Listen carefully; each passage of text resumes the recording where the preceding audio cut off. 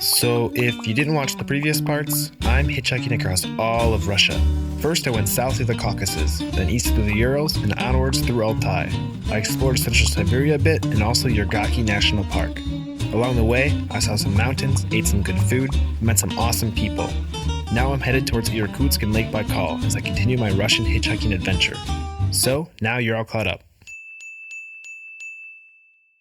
Lake Baikal by volume is the deepest and largest lake in the world.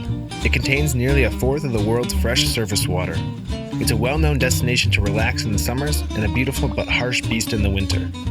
Since I'd already been there in the winter once, I was excited to finally check it out in all of its summer glory. So, поехали! I arrived at Irkutsk in the mid-morning on an extremely upset stomach. It seemed I'd eaten something bad again, and I'd been suffering terribly the last few days. I'll spare you the disgusting details of my gastrointestinal torment this time, but trust me, the massive dancing fountains in Vegas had nothing on me. Irkutsk this time was just a passing point, since I had seen it last winter when I had visited. The downtown is nice with a huge market, and there's some interesting architecture there as well.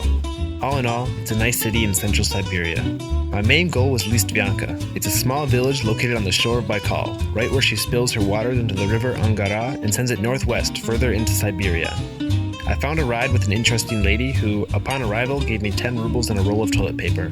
Perhaps it was a hint that I smelled badly after 2 weeks of backpacking and my most recent bout of food poisoning, but who knows really. She also gave me the number of some random guy who she said would take me out on his yacht.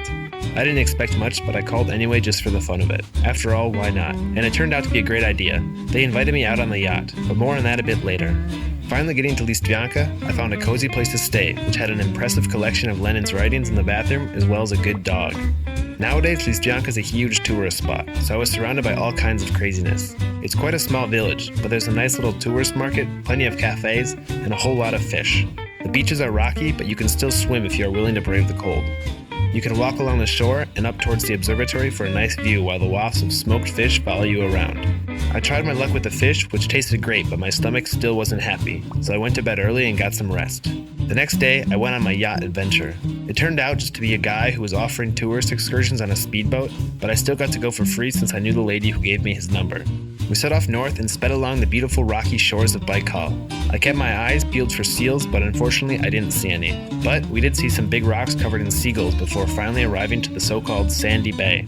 It's a small sandy bay where many people come to relax since the beaches are not so rocky and the water is a tad bit warmer than in any other places on the lake. The lake was wondrously clear and I braved the water for a swim or two. After the mountain lakes and rivers in Yurgaki, the water here wasn't so bad. We climbed up some rock cliffs for a better view of the blue water below and took a walk through the tall pine trees up on top. There were some absolutely monstrous ant hills there too. One of the locals told us that you can drink ant juice by getting the ants to crawl on your hands or on a piece of long grass, flicking them off, then licking off the sweet and sour juices that the ants would leave behind. I decided to try it and say that it wasn't too bad. It was kind of like a strange lemon juice. Maybe this is why I keep getting food poisoning. We continued on exploring the cliffs and the views from above before descending down to the sandy beaches below. The trees there grew in such funny ways. Exposed roots twisted around looking for a place to settle.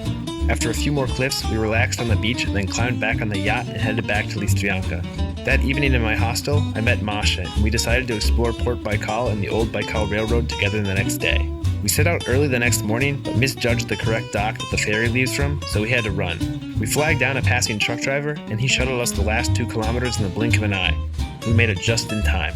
Port Baikal is a small village across the river Angara from Listvyanka. There starts the old Baikal Railroad and continues along the southern part of the lake. It is extremely scenic. Scrambling up and down hills and through tunnels all day, we walked along the old tracks enjoying the sun and the wondrous views.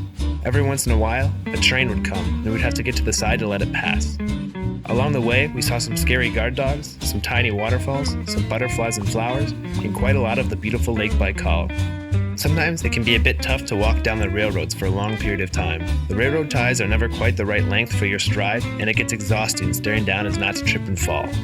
After many kilometers, we arrived back in time to enjoy some ice cream and tea and relax a bit in a tiny cafe in Port Baikal. As the day came to an end, we fought our way through traffic jams and made it back to Listvyanka. Here, we parted ways as Masha continued her Baikal adventure and I continued eastwards towards the finish line of Russia. In general, there is so much more of Baikal to explore. I would have loved to hike the Big Baikal Trail, visit Alkhon where I was in the winter, or even travel around to the north side or the east side of Buryatia. You could probably spend a whole summer here exploring and not not get bored, but I had my turbo shoes on since I was now racing the clock to go see my family in a few weeks. As I moved out past Baikal, hitchhiking got a whole lot harder. There was a lot fewer cars and much longer distances.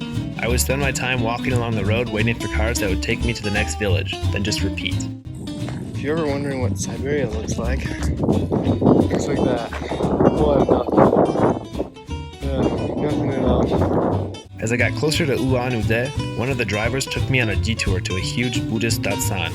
I had no idea what I was doing, but they had me walk around in circles and turn wheels. There was a dead guy in a glass box inside, and we had to bring him things and walk in more circles. I somehow protected my sister from all types of harm, but I'm not really sure how. I think that just means she owes me more Christmas gifts this year. There were also some local foods nearby that looked to me like Chinese dumplings. They were pretty tasty. Finally, I made it to Ulan-Ude. It was a bit of a shock. The city looked abandoned, especially in the outskirts. It was perhaps the saddest city I'd seen in Russia so far. Everything was overgrown, and it seemed like a ghost town. There was not a single crosswalk in sight. The center was a bit better, but not by much. Only parts there were overgrown and falling apart, and there was at least some crosswalks. Most of the tourist things are more or less kept in order, but it took me only 2 hours to see it all. There were some statues, a few old wooden buildings, some statues of Lenin, and a whole lot of ramshackle despair. I continued wandering around in search of anything more interesting. There were a few more temples, some rundown shopping malls, and a lot of dirt roads.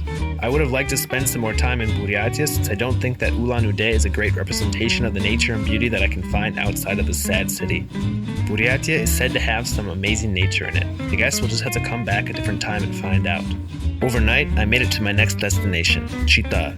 It's the center of life in the Zabaikalia region, though it's not a big city.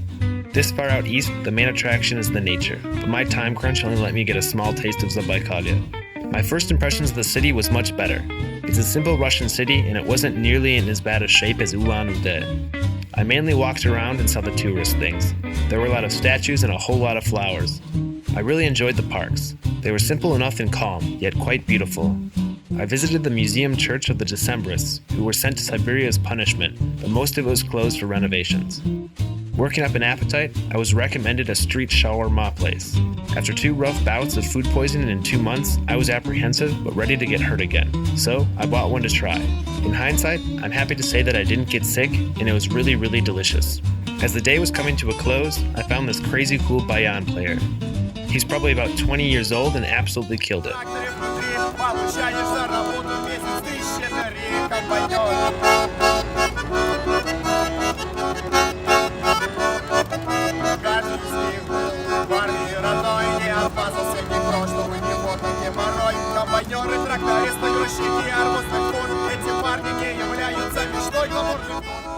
The energy is awesome. That's one thing I've noticed about Chita. There were so many young musicians playing on the streets everywhere. It's quite refreshing to see. On the way out of Chita, I saw some churches and had a good laugh at the train station. I feel like most train stations in Russian cities are very beautiful, but Chita's seem to be more like a cardboard box on steroids. I ended up booking a train ticket to my next city. Hitchhiking this far past Baikal was already quite time-consuming, and I'd rather spend what little time I had left seeing interesting things instead of staring at an empty road hoping for a car. Also, I was going to take the first train across the recently fixed bridges that had washed out and halted the entire Trans-Siberian Railroad 5 days prior, so that sounded like a lot of fun too. Train life is always fun. You never know what you're gonna get. At some point, I was eating pies from some babushka who sold them to me at a station we passed by as she was hustling to try to get my change back through the window as the train was pulling away.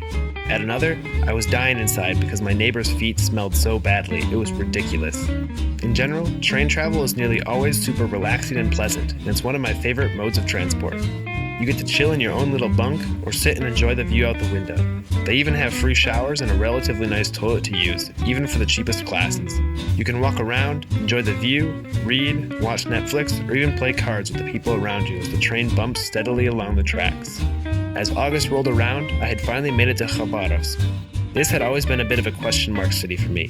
I knew where it was since I had an online pen pal from there when I was in school, but I'd never heard of anything about it. It turned out to be super cute, and the people there were amazingly nice. I love the green nature strip that goes through a big loop of the city. I walked on it almost all day. There were statues almost everywhere. So many statues. Soviet cartoon characters, American characters, star signs, instruments, everything you could imagine. The city seemed very active. People were out and about, walking, protesting, running, skating, and just having a great summer day. There was a basketball tournament in the park too. The excessive summer rains meant the river was so high though, so I didn't really explore the embankment much. The whole beach was flooded out and you couldn't walk all the way down to the river walk. This city was calm and it reminded me a lot of what Madison was like in the summertime. There was some architecture, some ponds, some flowers, and of course some churches.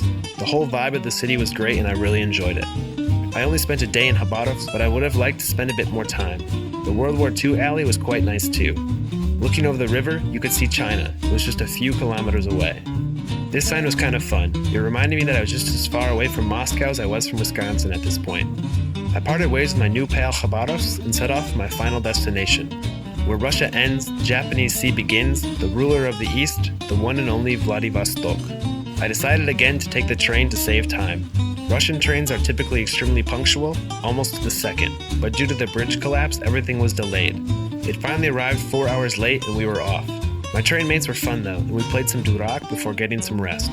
As we inched closer to Vladivostok, I was baking in that train like a turkey on Thanksgiving. It seemed the AC in our car had failed. Finally, after it seemed I had run out of sweat, we arrived. I dropped my stuff in a hostel and set out for the sea. My short walk for groceries turned into an extremely long walk to Tokorov Cape and the lighthouse there. The wind was whipping, which made for quite the view. The waves crashed onto the cape from both sides. The people waded out towards the lighthouse. I enjoyed the fresh salt air and even took a dip. It was refreshingly warm after the ice-cold waters of Baikal. My first full day in Vladivostok, I spent exploring the city and walking around the center. There were a lot of statues as well as a bunch of navy boats. Vladivostok is known for its bridges. Ruski Bridge and Gold Bridge are known all around the world. I rode this spooky tram car up a hill to try to get a better lookout, but it was all under construction. Wiggling around a few barriers and fences, I managed to find a less obstructed view of Gold Bridge. Later on, a street cat found me and guided me up a wooden staircase. We cut through someone's backyard and suddenly, the Buddha appeared. It seemed the cat had led me straight there. Immediately after arrival, he laid down and requested some scratches. I walked a bit more through the city and along the beaches. This statue seemed to be made just for me. It's a hitchhiker in Vladivostok. It was quite a successful day, but Primorsky Krai is much more than just the city. The nature here is wondrous. The next day, I headed for Ruski Island. This used to be a relatively untouched place that was used only for military personnel. After opening it to the public and building Ruski Bridge to connect it to the main city, it has become quite a place to go and relax not far from the city. It was fogged over in the morning, but as I inched around, the fog began to clear. I made it down and around at low tide and had some great views of the sea crashing onto the beach below. There was a strange diving board set up too, but I can't imagine anyone could jump from that safely. On the way back towards the forest, I saw a fox. I'm guessing this little guy is quite tame and used to tourists. I think he was just looking for a snack. Shkoda Island is a trek of a way away, but definitely worth it. I should have timed the tides better. I was wading up to my stomach to get across with my backpack over my head. The water was warm, but the rocks were really sharp, so that wasn't fun at all. It was hot and humid and the sun was beating down hard. I found one lookout near an old lighthouse and had my lunch there. Just as I was leaving, a dense fog blew over and milked everything up. As I continued through the fog, I saw a place that would have had even more crazy views and an amazing rope descent down to the water below. But in the fog, I was not going to risk it on my own. I continued on and explored some old military bunkers instead. On the way out, I was following the map to the main road. It led me up a big hill and I was nearly to the main road. Suddenly, a barricade and a bunch of Russian soldiers jumped out of the woods with automatic guns, yelling and trying to figure out what I was doing. Apparently my map was leading me right into a military base. What the heck, Yandex? I just said sorry and booked it back the other direction and asked a passerby who showed me the correct path to the road. The sun rose on day 67 and marked the last day of this adventure. I was up early for a 9-hour flight across all of Russia back to Moscow. It's crazy that you can fly for more than 9 straight hours and still be in the same country. In Moscow, I quickly gathered my things, abused some energy drinks, said hello to some friends, then set off for another 15-hour plane adventure to the US. What a feeling to be going home for the first time in 2 years. This trip turned out to be everything I expected and more. I saw some amazing things, met some amazing people, and learned a whole lot about a country that I've been lucky enough to call my home for the past 2 years. I'm a numbers guy, so here's my trip in numbers. In the 67 total days, from Moscow to Vladivostok, I traveled 580 kilometers by foot, hitchhiked 9,715 kilometers, and cheated by boat, train, or car for 5,412 kilometers. All in all, a grand total of 15,707 kilometers. If I could do this whole trip again, there isn't much I would change. I'd probably stay longer in Buryatia and Zabaikalia to explore the nature for sure, and I'd love to explore the Primorsky Krai in a lot more detail. Honestly, in every place I stopped, there's a whole lot more to explore than what I managed to do this time. Who knows what might be for my next Russian travel adventure? Sakhalin has been calling my name for a while, and Yakutia and the north-central Siberia are enticing as ever. I'd love to see Chukotka and Magadan as well. I guess I'll just have to wait and see what comes next. So just like that, that's the end of part 6, and the end of my Trans-Siberian hitchhiking adventure. If you liked what you saw, feel free to like and subscribe. I make these videos for fun, so I hope you enjoyed watching them as well.